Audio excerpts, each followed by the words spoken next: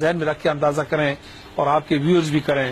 جو بات میں کہنے جا رہا ہوں کہ ایک عمران خان صاحب کا سٹیٹمنٹ آ گیا،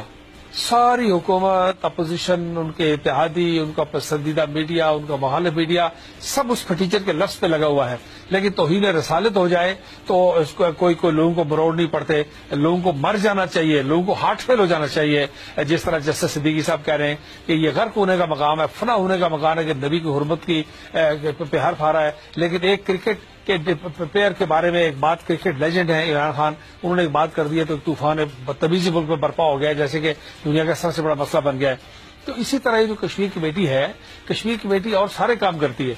مطلب میاں صاحب کو پرابلم ہو جائے تو میں مطلب کشمیر کمیٹی جو ہے ان کی ضرور مدد کرتی ہے،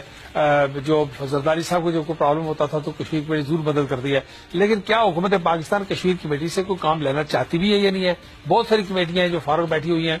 پبلک اکاؤنٹس کمیٹی، احتساب کی کمیٹی، رولز کی کمیٹی، استحقاق کی کمیٹی، ان کمیٹیز میں سے یہ بھی ایک کمیٹی ہے، اور یہ کمیٹی سال ہر سال سے روایتاً چل رہی ہے، جو ان کے بس میں ساتھ میں ہوتا ہوگا شاید کرتے ہوں گے، لیکن حکومت کی کیا کوئی سیٹ ڈائریکشن ایسی ہے، موجود ہے کوئی پالیسی آپ کو ہمیں معلوم ہے کہ اس پر کمیٹی عمل نہیں کر رہی؟ جی تھینک یو سردار عتیق صاحب۔ ہمیں مشال ملک